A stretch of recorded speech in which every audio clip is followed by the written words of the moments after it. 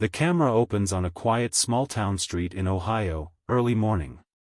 The sun is just rising, casting a soft golden glow over houses that look almost identical, white fences, green lawns, and American flags waving in the breeze. But then, the focus shifts to a much older, weather-beaten house at the very end of the street. The paint is chipped, the roof shows patches of wear, and the front porch creaks when the wind blows. This is where Sarah Miller and her 10-year-old son, Ethan, live. Inside, the house feels even smaller. The kitchen is narrow, the fridge hums with a tired groan, and the cabinets are stocked with mostly canned goods and store-brand cereal. On the small dining table sits a half-empty pot of coffee and a plate with just 2 slices of toast. Sarah, dressed in her diner uniform, a faded blue dress with an apron, pours herself a cup, adding only a splash of milk because she wants to save the rest for Ethan. Ethan, still in his pajamas, sits across from her. His hair is messy, and his backpack lies slumped by the door, already filled with school books. He bites into his toast, pretending not to notice that his mom isn't eating. "Mom," Ethan says softly, "aren't you gonna have breakfast?" Sarah forces a smile. "I had a little earlier, sweetheart." "You go ahead, you need the energy more than I do." Ethan frowns but doesn't push. He has seen this scene many times before. He knows she's lying. She always lies about things like this, pretending she's full, pretending she's fine. He watches her sip the bitter coffee like it's enough to keep her going for the whole day. Outside, the sound of a school bus honking breaks the silence. Sarah jumps up, grabs Ethan's jacket, and helps him put it on. Her hands are rough, marked from years of washing dishes and scrubbing floors, but her touch is gentle, almost sacred. As she ties his shoelaces, Ethan looks down at her, seeing the dark circles under her eyes. He hates how tired she looks. "Mom," he says again, "when I grow up, I'm gonna buy you something really nice." "Like, really, really nice?" Sarah chuckles, brushing his hair aside. "Sweetheart, the nicest thing you can give me is doing well in school. That's all I need." But Ethan doesn't answer. In his little heart, the seed of a promise is already planted. The bus ride shows a different world. Ethan sits near the window, his backpack clutched tight. Other kids laugh and share snacks, chips, sodas, candy bars. Their sneakers are bright and new, their phones glowing in their hands.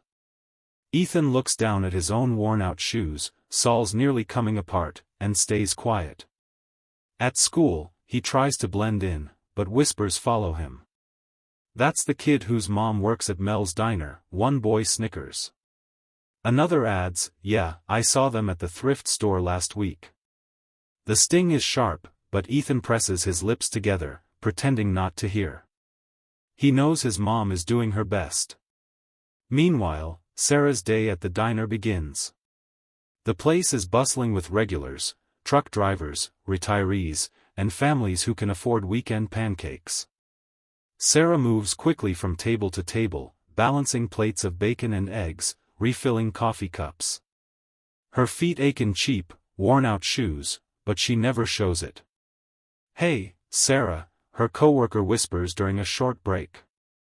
"You okay? You look exhausted."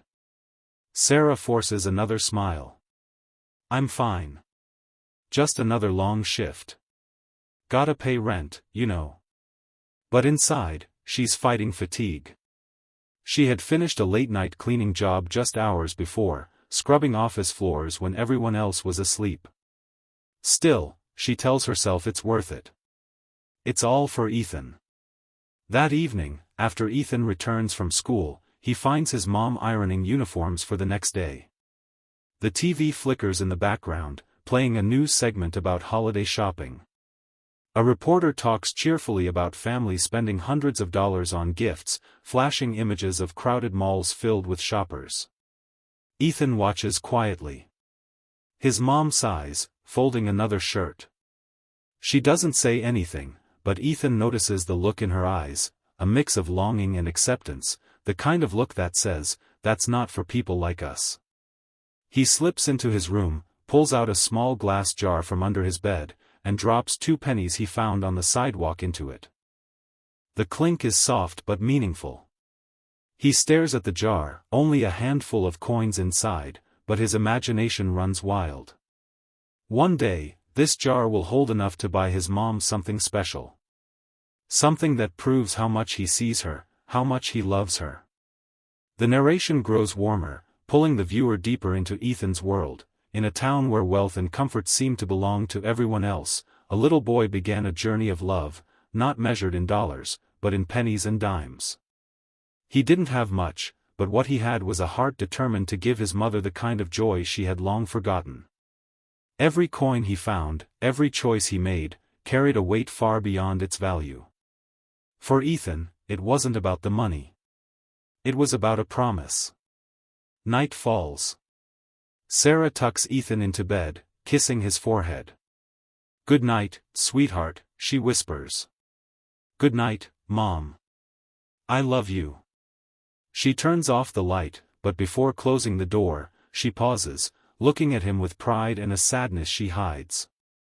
Then she steps away, not noticing that under the covers, Ethan is still awake, staring at the ceiling, dreaming of the day he'll give her something that will make her smile not just for a moment, but forever. The screen fades to black, and the first section ends with a single line in narration. In the quiet corners of a small American town, love was measured not in what they had, but in what they were willing to give up for each other. The morning rush at Maplewood Elementary School is loud and chaotic.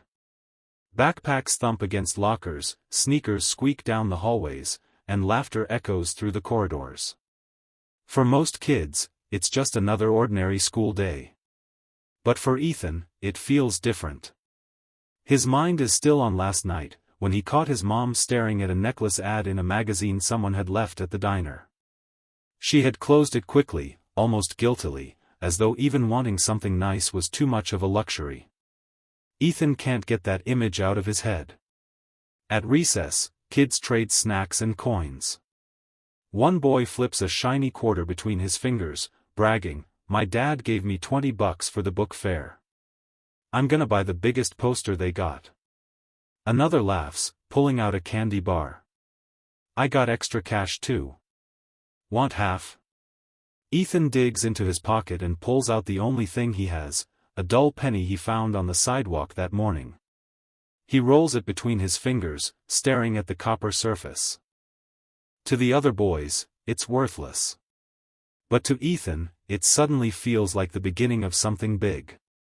Later that afternoon, when Ethan returns home, Sarah is folding laundry on the couch, a rerun of an old sitcom playing in the background.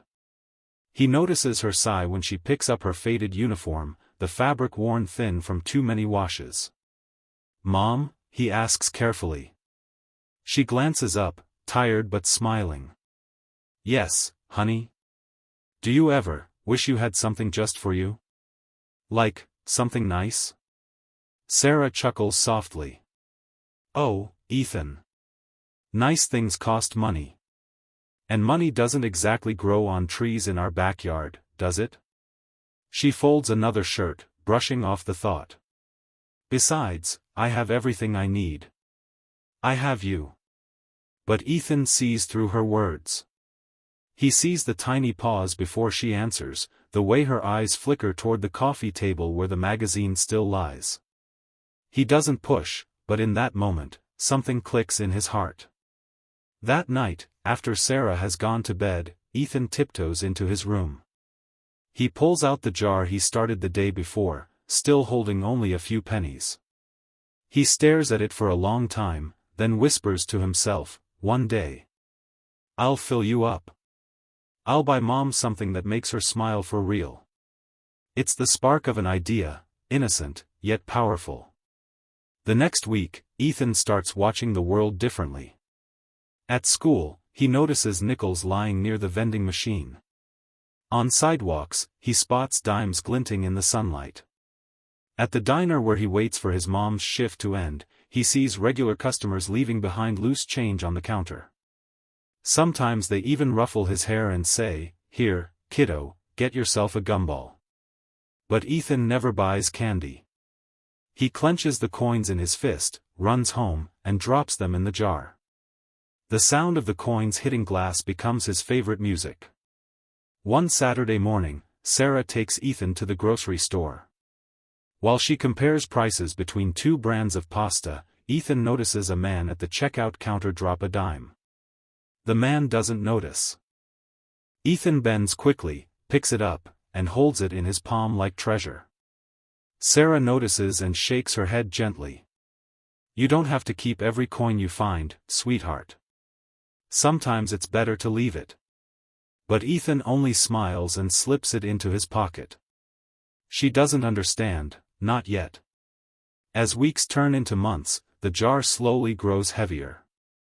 Ethan keeps it hidden under his bed, careful never to let his mom see. Every night, he pulls it out and counts, whispering the numbers like a prayer. $1, 62 cents, $2, 45 cents, $3. He doesn't know how much a necklace or a bracelet costs, but he knows it'll take a long time. Still, he's not discouraged. Each coin feels like a step closer to something beautiful. At school, Ethan's teacher, Mrs. Green, notices him one day turning down an ice cream offered by a classmate. "Are you sure you don't want it, Ethan?" she asks kindly. "Yes, ma'am," Ethan replies. "I'm saving my money." Mrs. Green tilts her head. "Saving for what?" Ethan hesitates, then shrugs. "Something important." The teacher doesn't press, but she smiles. She can see there's more to the boy than meets the eye. Meanwhile, Sarah keeps working double shifts. She doesn't realize that while she's pouring coffee for strangers and wiping down tables, her son is building something quietly, coin by coin. She just thinks he's being a good kid, staying out of trouble. One evening, she finds him sketching something in his notebook. "What's that?" she asks, sitting beside him. Ethan quickly shuts the notebook, embarrassed. "Nothing. Just drawing." But on the page is a rough sketch of a necklace, a little heart pendant. The narration swells with warmth. Most children dream of toys, video games, or bikes. But Ethan dreamed of giving his mother a gift she would never forget. To him, every coin he found wasn't just money. It was proof that even a small boy with nothing could still dream of making someone else's life brighter. While other kids chased after fun, he chased after a promise. One evening at dinner, Ethan watches his mom carefully. She's laughing at something silly he said, but he notices her hands, tired, cracked, worn down by years of labor. He imagines slipping a bracelet around her wrist, something that sparkles against her skin. The vision is so clear it almost feels real. He whispers again to himself, unheard by his mom, one day. The section closes with Ethan emptying his school lunch pocket change, just a nickel and a penny, into the jar. He shakes it gently, smiling at the faint clatter. And so, the narrator says, a little boy's secret mission began. In a world where wealth often spoke the loudest, Ethan believed in something different, that love, even when hidden inside a jar of coins, could one day shine brighter than gold. The town of Maplewood was like two different worlds stitched together by the same zip code. On one side, you had wide streets lined with shiny SUVs, well-kept lawns, and houses with Christmas lights that twinkled even in January. On the other, there were neighborhoods like Ethan's, where porches sagged, paint peeled from walls, and families stretched every dollar just to make it to the end of the month. Ethan and Sarah lived in that second world, but every day they had to walk through the first. Schoolyard divide at recess, Ethan sat quietly on the old wooden bench near the basketball courts. He clutched his lunch bag, a simple sandwich wrapped in wax paper, an apple, and a small carton of milk his mom had gotten free from the school program. Across the yard, a group of boys pulled out fast food bags, burgers, fries, milkshakes. One of them, Tyler, waved a crumpled 10 bill. "My dad gave me this for lunch. Didn't even notice I took an extra from his wallet." The boys laughed. Another added, "Yeah, I told my mom I needed new shoes for gym. She gave me $50 this morning. Easy." Ethan looked down at his sneakers, the same pair he'd been wearing since last year, the rubber soles peeling at the edges. He tightened the laces, pretending not to care, but the sting settled in his chest. A voice broke his silence. "Don't mind them, Ethan." It was Grace, a kind girl from his class. She sat beside him, opening her own modest lunch. "They don't know what it's like." Ethan forced a small smile. "Yeah. It's okay." Grace studied him. "You're always saving your coins, aren't you? What are you saving for?" Ethan hesitated. His secret jar was too precious to share. "Something important," he finally said. Grace nodded, as if she understood more than she let on. Sarah's long days while Ethan faced schoolyard taunts, Sarah was across town at Mel's Diner, pouring coffee for a table of businessmen in pressed suits.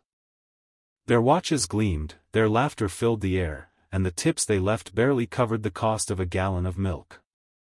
"More cream, please," one of them said, not even looking at her. "Of course," Sarah replied, her voice gentle, hiding the fatigue in her body. She carried herself with dignity, even when her back screamed from long hours. During her short break, she sat at the counter with a paper cup of water. Her co-worker, Linda, leaned over. "Girl, you work too hard. When's the last time you did something for yourself?" Sarah laughed softly. "Myself? You mean, like a spa day?" Linda smirked. "Something like that. Just a haircut at least." Sarah shook her head. "Every dollar counts. Ethan's school trip is coming up. That's more important." Linda sighed. "You're always thinking about that boy. One day, he's gonna surprise you, I just know it." Sarah smiled, but inside, she felt the weight of her sacrifices. She didn't mind giving everything to her son. What worried her was whether she'd be able to keep giving for much longer. Evening at home that evening, Ethan came home to the smell of spaghetti sauce simmering on the stove. The meal was simple, stretched with canned tomatoes and bargain pasta, but to Ethan, it was the best smell in the world. "Homework first," Sarah reminded him as he kicked off his shoes. "Yes, Mom," he replied, opening his backpack at the table. As he worked on his math problems, he noticed his mom rubbing her lower back as she stirred the pot. "You okay?" he asked. "Just tired," she admitted, forcing a smile. "Nothing I can't handle." Ethan wanted to say more, wanted to tell her about the jar under his bed, about how he was saving every penny for her. But instead, he just nodded and went back to his homework. Contrast at the mall one Saturday, Sarah had to run errands at the mall. Ethan came along, his jar tucked safely under his bed at home. The moment they walked through the automatic doors, Ethan's senses were flooded with lights, music, and the smell of cinnamon pretzels. He watched families carrying shopping bags stuffed with clothes and toys. Children begged for video games, and parents swiped credit cards without hesitation. Ethan glanced at his mom, who walked past the stores with quiet determination, never once stopping to look. But Ethan stopped. At a jewelry store window, a gold necklace with a heart-shaped pendant sparkled under the lights. His breath caught. That was it. That was what he wanted to give his mom. "Ethan?" Sarah called, noticing he'd fallen behind. He hurried to catch up, but his eyes lingered on the necklace until it disappeared behind them. Seeds of determination that night, Ethan added more coins to his jar, a quarter from the bus seat, a nickel from under the couch cushion. He whispered to himself, "One day, Mom. That necklace, or something like it. I'll get it for you." The jar was still mostly empty, but to Ethan, it was already filled with hope. Narration overlay. The story shifts to a narrator's voice, paired with cinematic shots of Ethan's world, Sarah scrubbing floors in an office building late at night. Ethan quietly slipping coins into his jar. Wealthy families laughing at fancy restaurants. Sarah eating a sandwich alone during her break, looking at her paycheck with tired eyes. In every town, there are two worlds, one of plenty and one of need. For Sarah and Ethan, life was lived in the shadows of what they didn't have. But love made their world brighter. Ethan's jar of coins was more than just savings. It was a boy's silent rebellion against despair. Every coin was a promise, that one day, his mother would know she was worth something precious. Closing scene of section. Late one night, Sarah fell asleep on the couch, an old blanket draped over her shoulders. Ethan tiptoed over, placing her worn work shoes neatly by the door so she wouldn't trip in the morning. He paused, staring at her sleeping face, peaceful yet etched with exhaustion. He whispered softly, "Don't worry, Mom. I'm gonna take care of you." Then he went to his room, pulled out the jar, and held it tightly against his chest before sliding it back under his bed. The screen fades to black with a lingering line of narration. The years passed quietly in Maplewood. Seasons came and went, autumn leaves scattered across cracked sidewalks, winter snow piled up against fences, spring flowers pushed through the soil, and hot summers baked the pavement. Through it all, Ethan's little jar grew heavier. By the time he was in 6th grade, the jar had filled nearly halfway. The coins no longer rattled loosely inside. When he lifted it, he could feel the weight, not just of money, but of the love and determination poured into it over years. But middle school brought new challenges that tested his resolve. Temptations of youth. One Friday afternoon, Ethan's classmates gathered in the gym bleachers, buzzing with excitement. A new arcade had opened downtown, and kids were already talking about the flashing lights, racing games, and claw machines stuffed with plush toys. "Come on, Ethan," Tyler said, grinning. "It's only $5 for a whole hour. You gotta come." Ethan hesitated. $5 wasn't much to most kids. But to him, $5 meant weeks of coins, carefully saved, guarded like treasure. Grace, sitting nearby, looked at Ethan curiously. "You don't want to go?" Ethan shook his head. "I can't. I'm saving." "For what?" Tyler sneered. "You've been saving since forever. You never buy anything fun." Ethan clenched his jaw. "I don't need to." The boys laughed, heading out the door. Grace stayed behind for a moment, touching his arm gently. "Don't listen to them. Whatever you're saving for, it's worth it, isn't it?" Ethan nodded firmly. "Yeah. It is." Mom's exhaustion grows at home. Sarah's long shifts began to show more. She came home rubbing her back, her hands red and raw from hours of scrubbing and dishwashing. Sometimes she tried to hide it, but Ethan noticed. One evening, he found her sitting quietly at the kitchen table, staring at a pile of unopened bills. "Mom?" he asked carefully. She looked up, forcing a smile. "Hey, sweetheart. How was school?" "Fine," he answered, studying her face. "Are you okay?"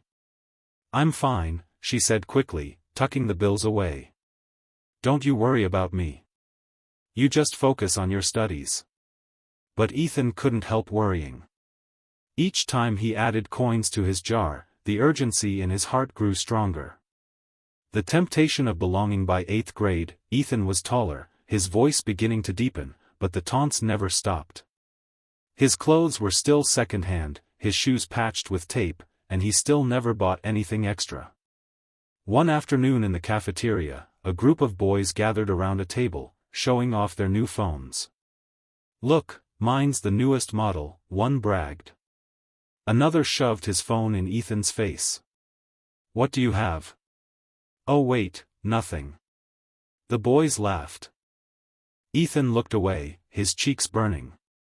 In his backpack, he had a crumpled envelope, his allowance for mowing a neighbor's lawn.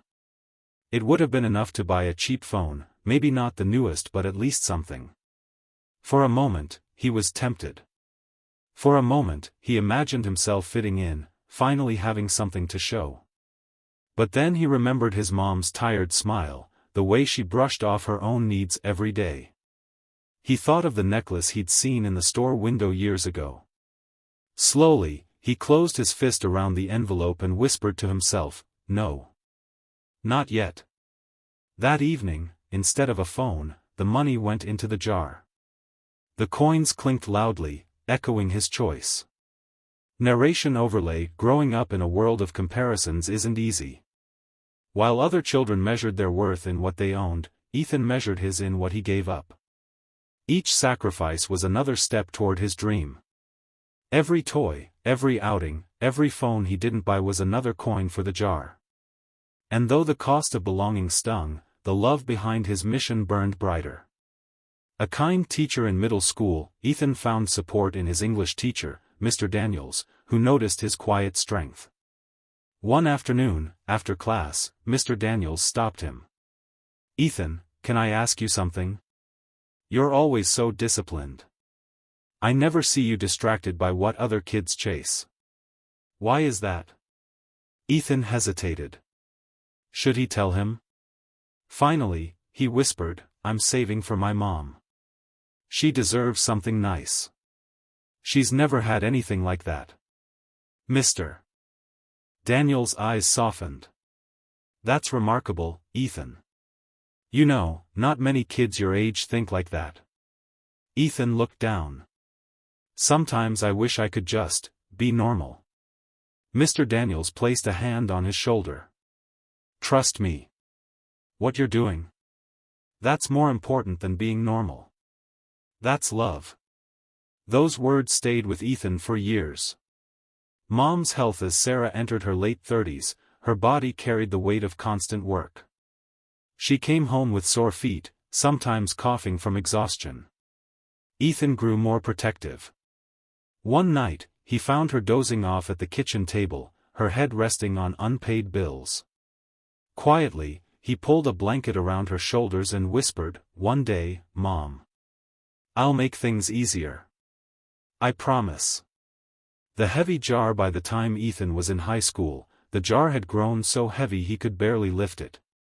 He had moved it from under his bed to the back of his closet, hiding it in a shoebox. It wasn't just coins anymore, it held crumpled dollar bills, too. One Saturday, he poured it all out on his floor and stared at the piles. He didn't count it this time. He didn't need to. He just smiled, running his fingers through the coins like they were treasure. He imagined the moment when he would finally hand his mom a box with a necklace inside. He pictured her face, her tears, her joy.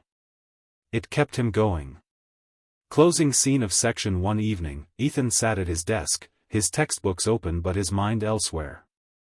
Outside, laughter drifted from his neighbor's yard, where a family grilled hamburgers on a shiny new barbecue set. Ethan looked out the window, watching them.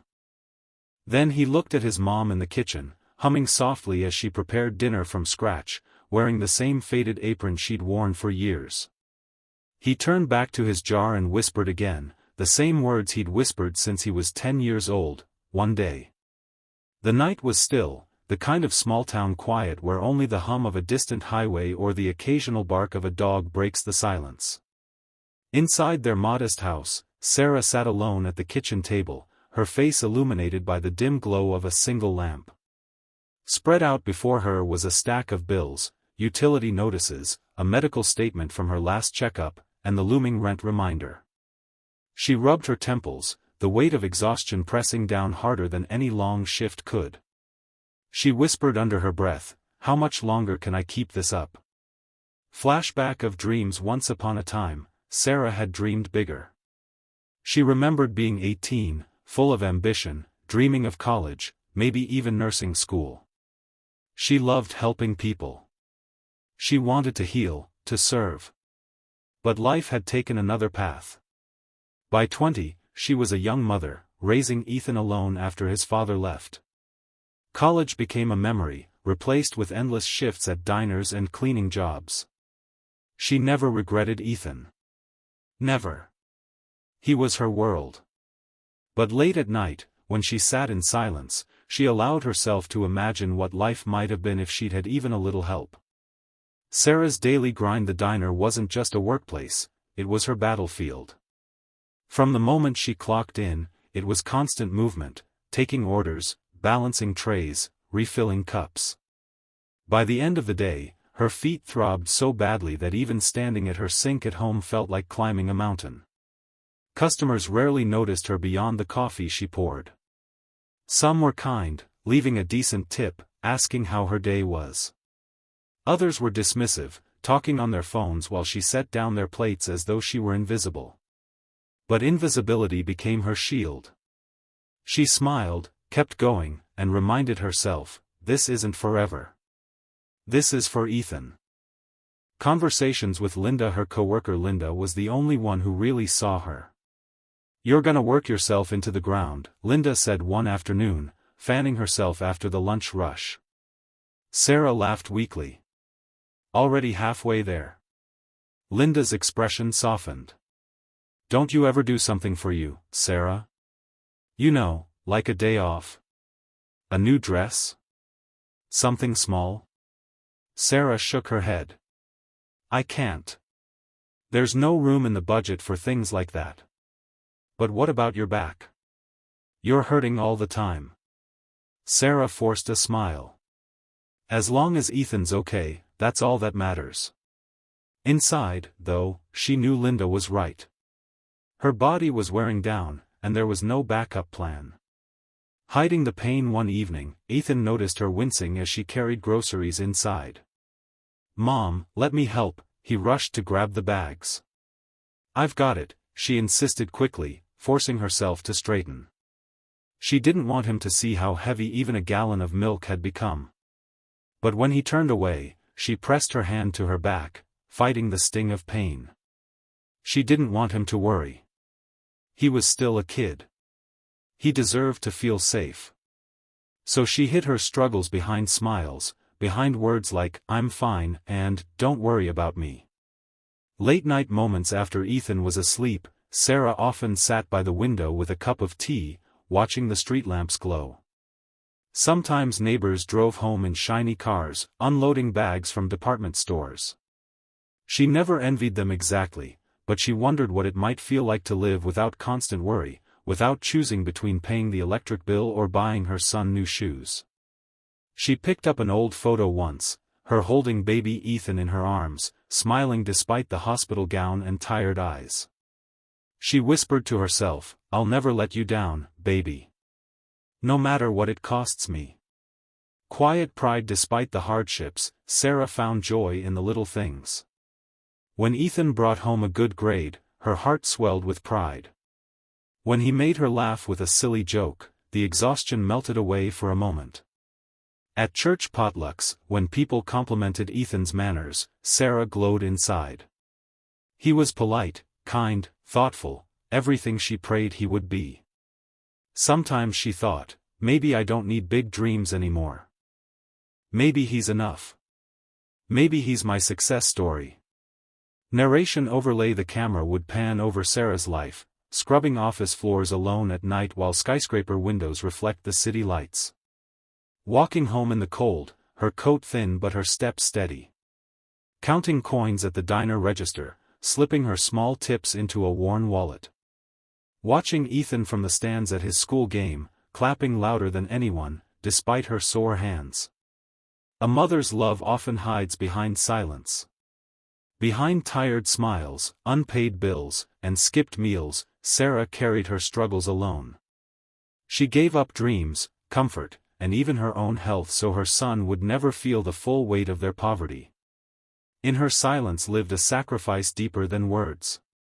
Ethan's unseen awareness. What Sarah didn't know was that Ethan noticed more than she realized. He noticed how she never bought herself new shoes, even when hers had holes.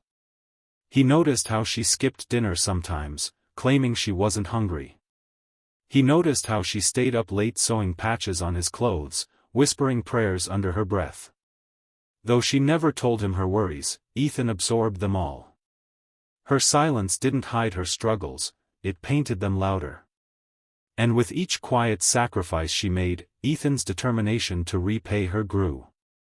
Closing scene of Section 1. Cold winter night, the house shivered with drafts from the old windows. Sarah sat on the couch, a blanket pulled tightly around her shoulders. Ethan came and sat beside her, leaning into her warmth. "Mom," he said softly, "are you happy?" Sarah paused. It wasn't a question she expected. She looked down at her son, her tired eyes softening. "With you?"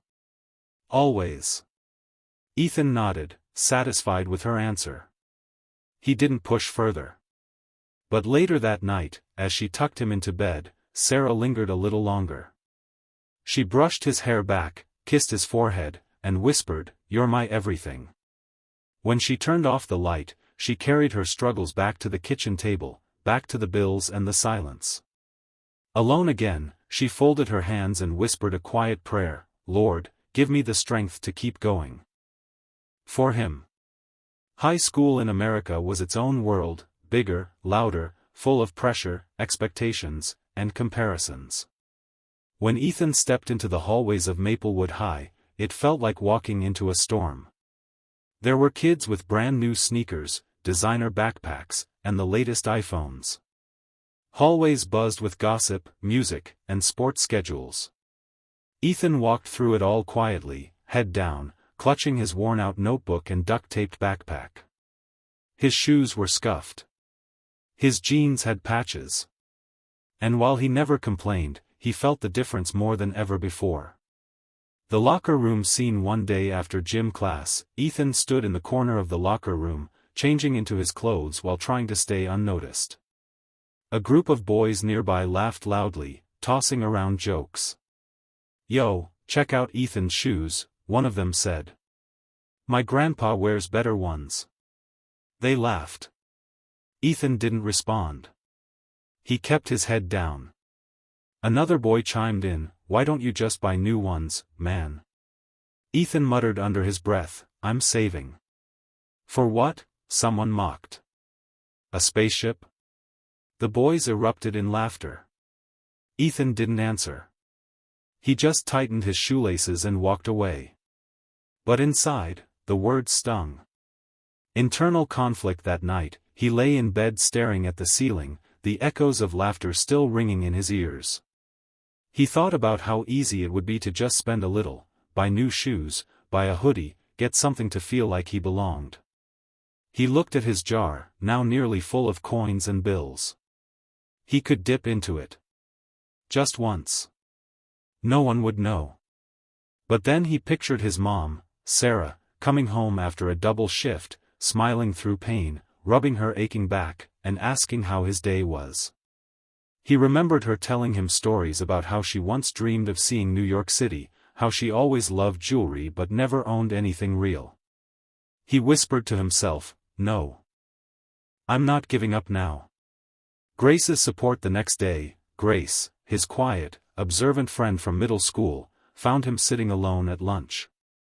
"You okay?" she asked gently. Ethan nodded, but his eyes gave him away. "They're still bothering you, huh?" He shrugged. "It's whatever." Grace looked at him seriously. "You're stronger than all of them. They chase likes and brands. You're chasing something real." Ethan gave a small smile. "I'm saving for something for my mom. Something special." Grace leaned forward. "Then don't stop. I know it's hard, but, one day, she'll see. And she'll know everything you gave up. And it'll mean everything." Those words stuck with Ethan like armor. Narration overlay. High school tested Ethan in ways childhood never had. It wasn't just about saying no to toys anymore, it was saying no to belonging, to popularity, to acceptance. Every hallway he walked down whispered temptations. But he walked anyway. Alone, but with purpose. The part-time job. At 16, Ethan got his first part-time job at a local grocery store, bagging groceries and stocking shelves. It wasn't glamorous, his hands got dry from cardboard, his feet ached from standing all day, and sometimes customers were rude. But he didn't complain. Every paycheck he got, he split it, a little for school lunches, a little for emergencies, and the rest straight into the jar. His co-workers were older, retirees, single moms, other teenagers. One older man, Mr. Thompson, noticed Ethan's work ethic. "You save every penny, don't you?" he said one evening, as they both cleaned up the produce section. Ethan nodded. "Yeah. It's for my mom." Mr. Thompson smiled. "Good boy. You remind me when I was your age.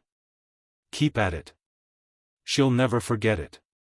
Mom's unseen struggles continue. Meanwhile, Sarah noticed Ethan working so hard and asked, "You sure you don't want to keep some of that for yourself? Maybe buy something nice?" Ethan smiled. "I'm fine, Mom. I've got everything I need." She didn't press. But she wondered, how did she get so lucky to have a son like him? The breakdown one night, the pressure hit Ethan all at once.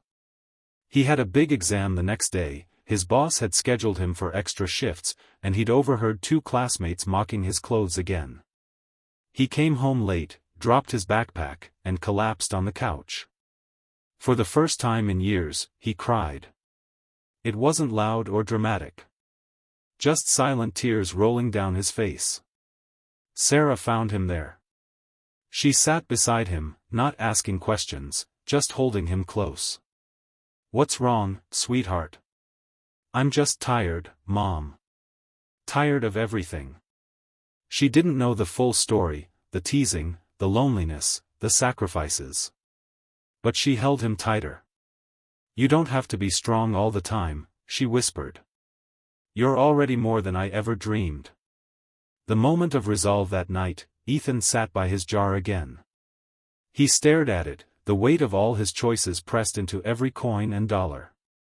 He opened it, counted the total. It wasn't quite enough yet, but it was close. He thought of quitting. He thought of giving in. But then he closed the jar again, gently, firmly. "No," he said aloud.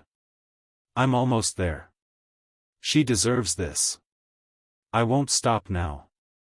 Narration overlay. The screen would show Ethan walking home in the rain from his shift. Ethan skipping a party to work a Saturday morning. Ethan turning down offers to hang out because he had goals. Ethan eating lunch alone, but smiling at a picture of his mom in his wallet. Every sacrifice was a seed. Every skipped moment of fun, every lonely lunch, every insult he ignored, it all watered the roots of something greater. His teenage years weren't about fitting in, they were about standing firm. Even when the world told him to give up, Ethan held the line. Closing scene of section. A quiet night. Ethan walks into the kitchen after a long shift.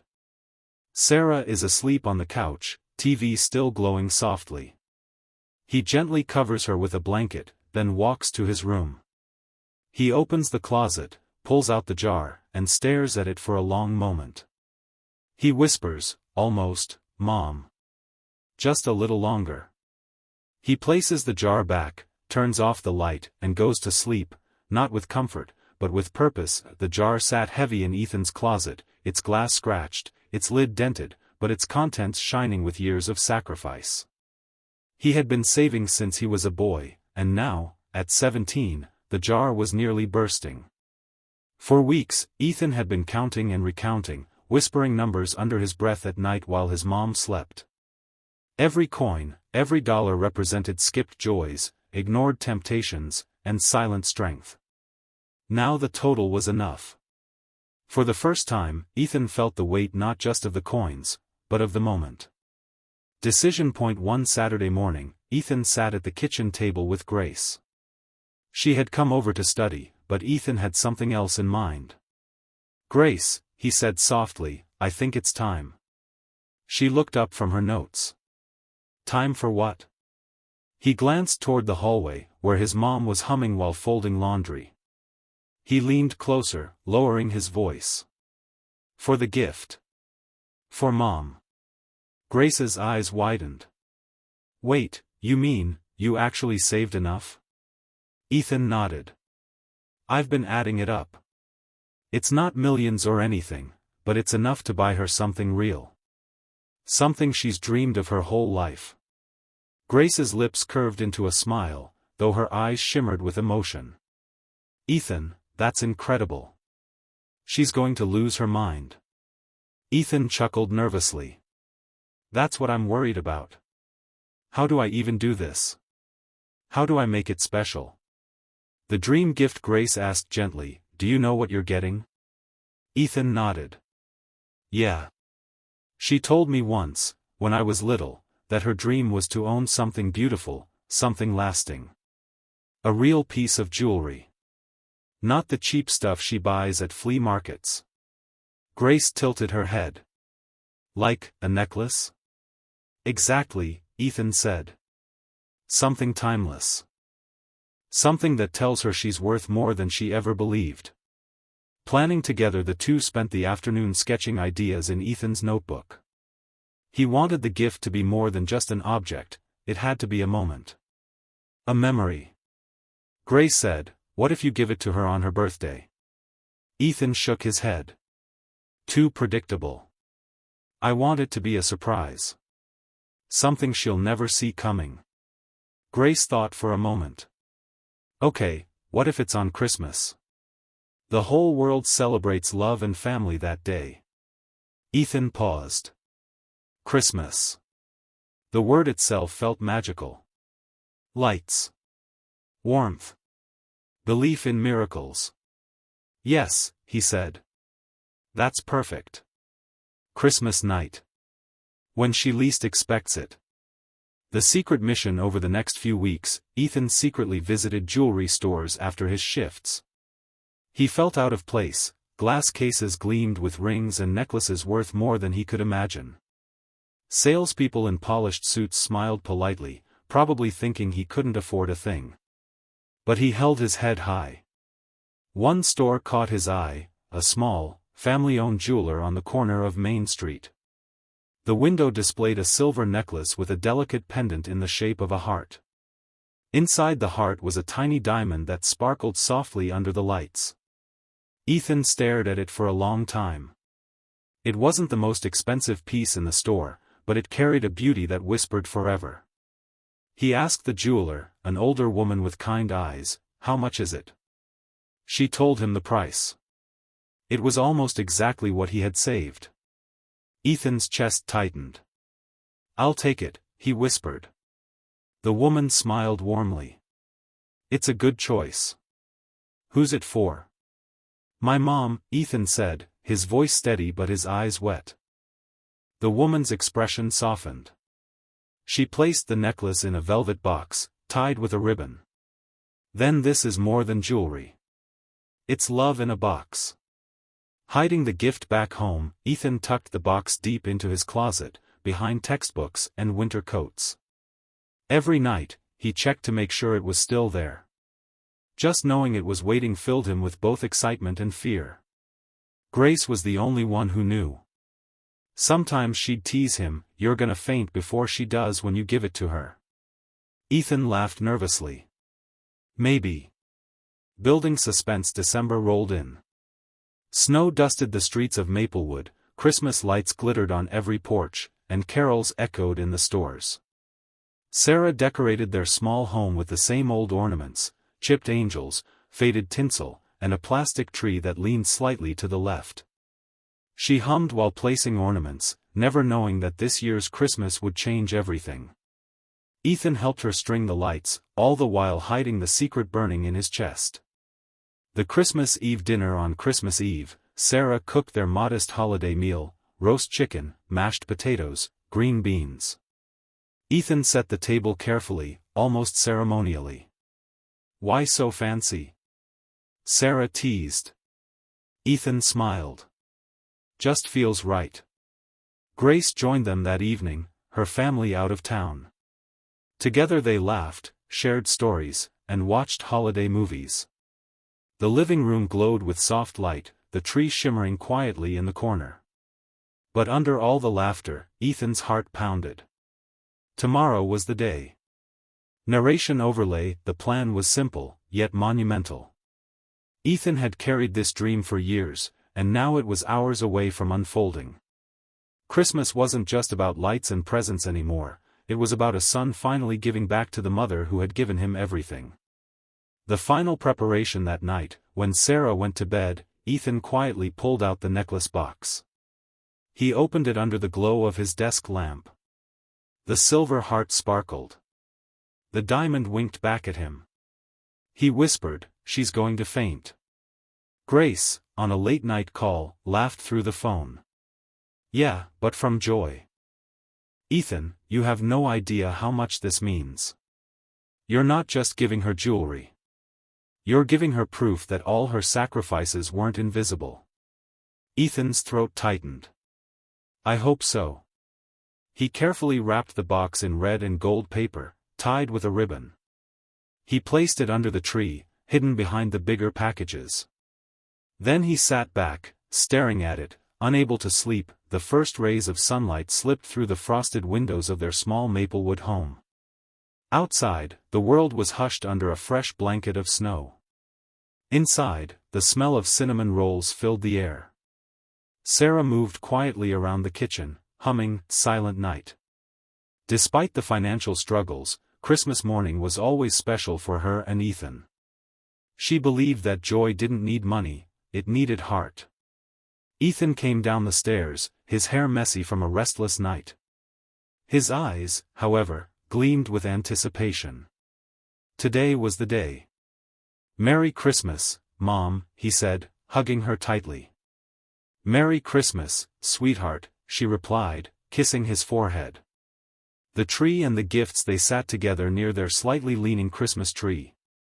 The lights twinkled warmly, reflecting in the small glass ornaments they had collected over the years. Ethan pretended to act casual, but his heart thumped like a drum. The little box wrapped in red and gold sat at the very back of the tree, hidden behind bigger, ordinary gifts. They started with the small things: socks, a candle Sarah had received from a neighbor, a scarf Ethan bought her weeks earlier from a thrift shop. Sarah smiled at each one, her gratitude genuine, her laughter soft. But Ethan's hands trembled slightly as he reached for the last gift. The gift. "The moment of truth, Mom," Ethan said quietly, handing her the box. Sarah looked puzzled. "What's this? I thought we were done." Ethan shrugged, trying to act casual, but his eyes betrayed him. "Just one more." Sarah took the little box in her hands. The wrapping was careful, almost ceremonial. She looked at him with gentle suspicion. "Ethan, what did you do?" "Just open it," he whispered. The gift opening. Sarah carefully untied the ribbon, her fingers trembling slightly. She peeled back the wrapping paper, revealing the velvet box beneath. Her breath caught. Velvet. She looked at Ethan again, her brow furrowed. Slowly, she lifted the lid. Inside lay the silver necklace with the delicate heart pendant, the diamond glinting like a captured star. For a moment, silence fell heavy. Sarah's hand flew to her mouth. Tears welled instantly in her eyes. Her lips quivered, but no words came. Ethan leaned forward nervously. "Do you like it?" The collapse. Sarah's face turned pale. Her body swayed. And before Ethan could process what was happening, she slumped against the couch. "Mom!" Ethan shouted, panic flooding his voice. He dropped to his knees beside her, shaking her gently. Grace, who had come over that morning to share breakfast, gasped. "Oh my God, Ethan!" Ethan's chest tightened, fear gripping him. "Mom! Wake up! Please!" Sarah's hand still clutched the necklace, her tears streaking down her cheeks even as her eyes fluttered shut. Chaos and fear. Grace ran to the kitchen, fumbling for the phone. "I'm calling 911. Ethan's heart pounded so loud he thought it would break his ribs. He kept whispering, "Don't leave me, Mom, please don't leave me." The necklace box lay open on the carpet, the silver heart catching the glow of the Christmas lights. The scene was a picture of chaos, love, fear, and desperation colliding in one moment. The ambulance within minutes, sirens pierced the stillness of the snowy morning. Red and blue lights flickered outside their home. Paramedics rushed in, kneeling beside Sarah, checking her pulse, her breathing. "She fainted," Ethan said frantically. "I gave her a gift and she just collapsed." The paramedics worked quickly, checking vitals. "She's breathing. Pulse is steady," one of them reassured. "Looks like a fainting episode. Could be shock, stress, or exhaustion. We'll take her in for observation." Ethan nodded rapidly, tears blurring his vision. "Can I come with her?" "Of course." The hospital scene. The sterile smell of the hospital replaced the cozy warmth of their living room. Sarah lay in a bed, her face pale but peaceful. And Ford dripped slowly at her side. Ethan sat by her, gripping her hand tightly. The necklace sat on the bedside table, its silver chain gleaming under the harsh hospital lights. Grace sat quietly in the corner, watching the scene unfold with her own tears glistening. Hours passed. Ethan never let go of Sarah's hand. He whispered, "Please wake up, Mom. Please, you haven't even heard why I did it." The awakening finally, Sarah stirred. Her eyes fluttered open, groggy but alive. "Ethan," she whispered. Ethan nearly broke down with relief. "Mom. You scared me half to death." Sarah blinked, confused. What happened?" "You fainted. When you saw the necklace." Her eyes widened again as memories rushed back. She turned her head slowly toward the bedside table. When she saw the necklace still there, her lips trembled. "Oh, Ethan," she breathed. The conversation. Sarah reached for his face, cupping it gently. "Why would you? This must have cost you everything." Ethan swallowed hard, his voice cracking. "It did. I've been saving for years, Mom. Every coin, every dollar. Just so I could give you something beautiful. Something that shows how much you mean to me." Tears streamed down Sarah's cheeks. She shook her head. "Ethan. I don't need things to know you love me. You're my son. You're my everything already." "I know," Ethan said softly. "But you've sacrificed your whole life for me. You've gone without, just so I could have. I wanted you to have something that's yours. Something you can hold and remember that you're worth the world." Emotional climax. Sarah broke down then, sobbing openly. She pulled Ethan into her arms, hugging him so tightly it felt like she'd never let go. "You're the best gift I could ever ask for," she whispered against his hair. "This necklace is beautiful, but it's nothing compared to you." Ethan clung to her, his own tears falling. For the first time in years, they both let themselves cry, not from sorrow, but from love so deep it overwhelmed them. Grace quietly wiped her eyes in the corner, touched by the rawness of the moment. A week after Christmas, Sarah and Ethan finally returned home from the hospital. The snow was still thick in Maplewood, but the air felt different, softer, quieter, like the world itself was holding its breath after what had happened. Sarah still moved slowly, but her cheeks had regained some color. The silver necklace, though delicate, seemed to shine brighter against her sweater. It wasn't just jewelry anymore, it had become a symbol, of sacrifice, of love, of survival. Neighbors had left casseroles, soups, and handwritten notes on their porch during Sarah's recovery. The warmth of the town wrapped around them like a quilt. The whisper spread. Small towns have a way of making stories travel faster than any newspaper ever could. At first, it was just Grace who told her pastor about the Christmas morning incident. Then the pastor mentioned it during Sunday service as an example of love and devotion. From there, the story spread. By the next week, shopkeepers were whispering about that boy who saved coins for years to buy his mother a necklace. Teachers at Ethan's school mentioned it in the staff lounge, shaking their heads in admiration. Parents told their kids about it at dinner, urging them to remember what true gratitude looked like. Within days, everyone in Maplewood knew about Sarah and Ethan's Christmas miracle. School reaction: when Ethan returned to school after winter break, something felt different. Normally he blended into the background, the quiet kid with hand-me-down clothes. But now, students looked at him with new eyes. "Hey, man," one boy said in the hallway, clapping him on the shoulder. "That was really cool, what you did for your mom." Another girl smiled softly. "You're like the sweetest son ever." Ethan blushed, unused to attention. He wasn't trying to be anyone's hero. He had just wanted to make his mom happy. Sarah at the grocery store. Meanwhile, Sarah experienced her own version of this ripple effect. On her first trip back to the grocery store, she noticed people staring, smiling, even tearing up when they saw her. One cashier leaned forward and whispered, "Your son is amazing. You raised him right." Sarah's eyes watered. She didn't quite know how to respond, except with a humble smile and a whispered, "Thank you." Local newspaper. The turning point came when a local journalist, inspired by the town chatter, reached out. "I'd love to do a piece on you and Ethan," she said warmly, notebook in hand. Stories like this remind people what really matters. Sarah hesitated. She wasn't the type to seek attention. But Ethan, though shy, agreed, not for fame, but because he wanted people to know that even small acts of love mattered.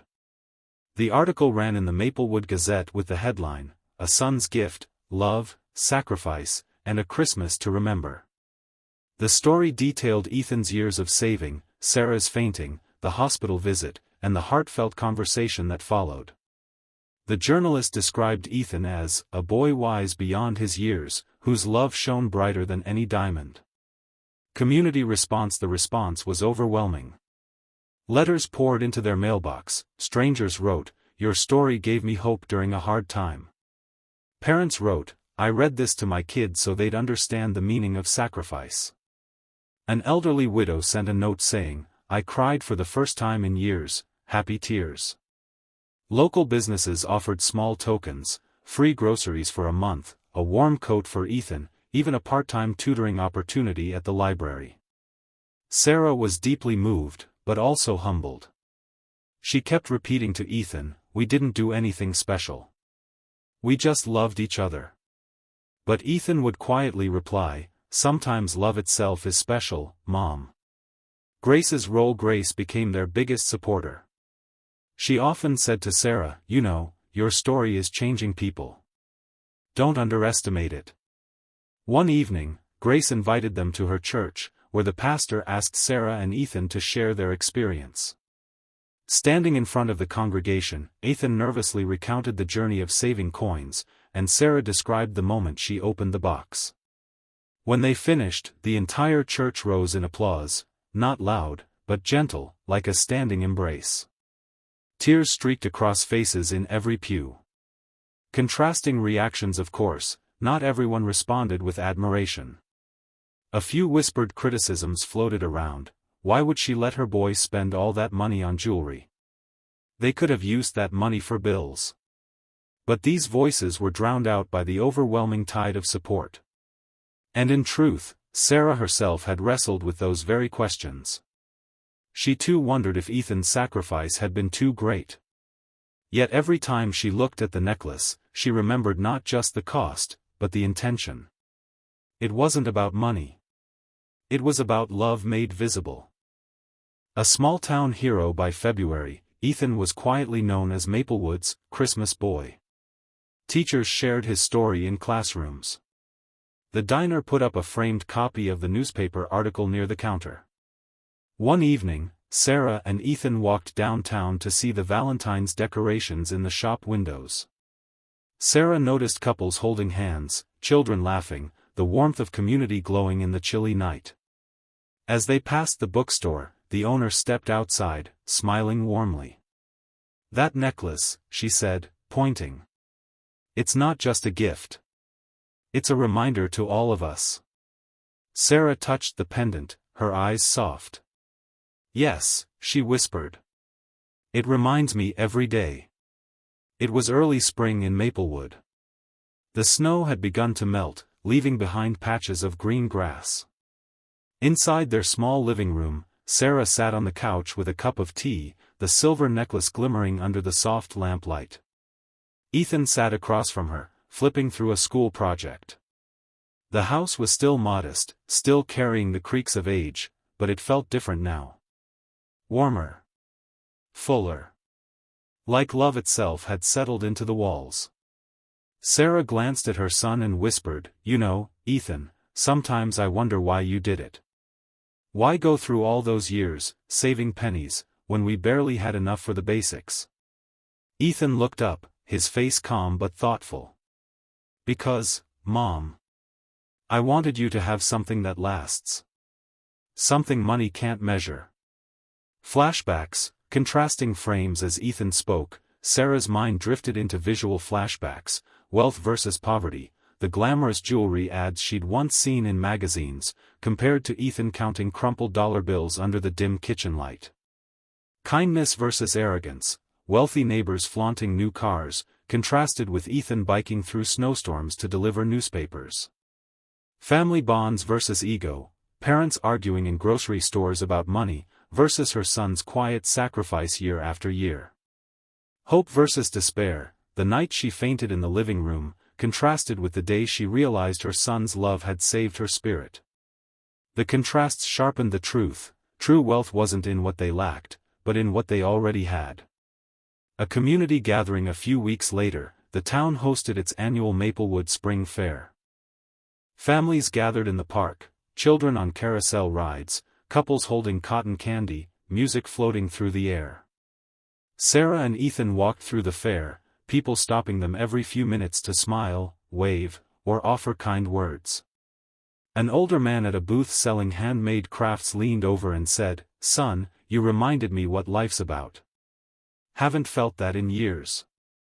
"Thank you." Ethan blushed, mumbling, "I didn't mean to remind anyone. I just love my mom." The man chuckled softly. "That's exactly why it worked." Pastor's sermon that Sunday, the pastor gave a sermon inspired by Ethan's story. His voice carried over the pews: "True wealth is not counted in coins or bills. It is counted in love, in sacrifice, in the legacy of kindness we leave behind." In Maplewood, we've all seen an example of this.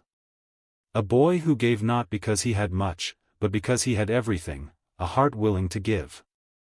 Sarah squeezed Ethan's hand as the congregation nodded, tears glistening across faces. Ethan's reflection later that night: Ethan sat by his window, looking out at the stars. He thought about the attention, the newspaper article, the whispers in town. He realized something: people didn't admire the necklace itself. They admired the meaning behind it. In his small notebook, he scribbled down a sentence: "Money can buy things, but love makes them priceless." He tucked the note under his pillow, knowing he'd carry those words forever. Sarah's perspective. For Sarah, the necklace had become more than a piece of jewelry. She wore it not for its shine, but for its story.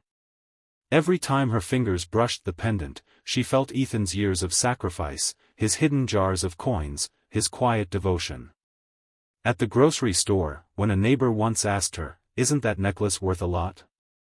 Sarah smiled gently. "Yes," she replied. "But not in dollars. It's worth my son's love. And that's more than money could ever buy." Narrator overlay, Hallmark style. In a world where wealth is often measured by what we own, it takes a simple act of love to remind us what really matters. For Sarah and Ethan, riches were never found in bank accounts or expensive gifts. Their wealth was in each other, in sacrifice, in devotion, in the quiet promise of family bonds that outlast every hardship. The town transforms. The impact didn't stop at Sarah and Ethan's home. Their story sparked quiet changes across Maplewood. A wealthy shop owner anonymously paid off the lunch debts of students at Ethan's school. A teenager decided to save his allowance to help his grandmother fix her porch. Families began gathering for dinners more often, valuing presents over presents. It was as though the town had collectively remembered something ancient and simple: love is the true currency. Grace's closing words one afternoon, as Sarah and Grace sat on the porch sipping iced tea, Grace looked at her friend and said, "Do you see it, Sarah? Your boy's love didn't just change your Christmas. It changed this whole town." Sarah smiled through misty eyes. "I think maybe, he changed me first." Final mother-son moment that evening, Sarah tucked Ethan into bed, something she hadn't done in years as he grew older. Sitting beside him, she whispered, "I used to worry, Ethan. That I couldn't give you enough. That I failed as a mother because we didn't have much." Ethan shook his head, his voice steady but soft. "Mom, you gave me everything. You gave me love. And that's all I'll ever need." Tears slipped down Sarah's face as she kissed his forehead. For the first time in a long time, she felt no shame about their poverty. Instead, she felt rich beyond measure. It had been a few months since that unforgettable Christmas, and life in Maplewood carried on with its familiar rhythm, the school bell ringing, the bakery opening at dawn, neighbors greeting one another on their morning walks.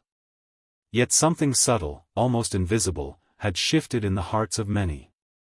Sarah and Ethan's story had become a quiet legend, passed from family to family, retold in classrooms, and remembered during church gatherings.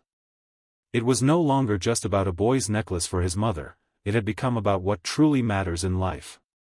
On an early summer evening, Sarah sat at the kitchen table, sorting through bills, a soft breeze carrying in the scent of freshly cut grass. Though money was still tight, the weight she used to feel pressing down on her shoulders wasn't as heavy anymore. She looked at the necklace resting around her neck, its simple design shimmering in the glow of the setting sun. For her, it wasn't jewelry, it was strength. It was proof that love could carry them through the hardest storms. Ethan bounded into the room, sweaty from playing basketball at the local park, his sneakers squeaking against the old linoleum floor. "Mom, Coach said I'm getting better. He thinks I might even make the school team next year." His eyes sparkled, not just with excitement, but with the confidence of a boy who had learned that his value wasn't tied to money or possessions, but to effort, persistence, and heart. Sarah smiled, pride swelling inside her chest. She reached across the table, squeezed his hand, and said, "I always knew you could." Later that night, after dinner dishes were washed and the house grew quiet, Sarah found herself reflecting. She thought of all the times she had worried about not being enough, all the years she had feared Ethan would one day resent her for their struggles. But instead, her son had taught her the greatest lesson of all: true wealth isn't found in what we own, but in who we are and the love we give. The town of Maplewood hadn't forgotten either. Families seemed to hold each other a little closer. Parents spent more time at the dinner table, less time chasing overtime hours. Teachers reminded students that kindness was just as important as grades. Even the local newspaper, months after running Ethan's story, still received letters from readers about how it had inspired them to start small acts of generosity. A single necklace, purchased with pennies and devotion, had somehow planted seeds of change across an entire community. One Sunday evening, Grace visited Sarah again. They sat on the porch with iced tea in hand, watching the fireflies dance in the twilight. Grace leaned back in her chair and said, "Sarah, you know what your boy did? He reminded us all that love is the only treasure worth chasing. People spend their whole lives running after wealth, but Ethan proved you can be richer than anyone if you have love in your heart." Sarah's eyes glistened as she nodded, her heart overflowing with gratitude.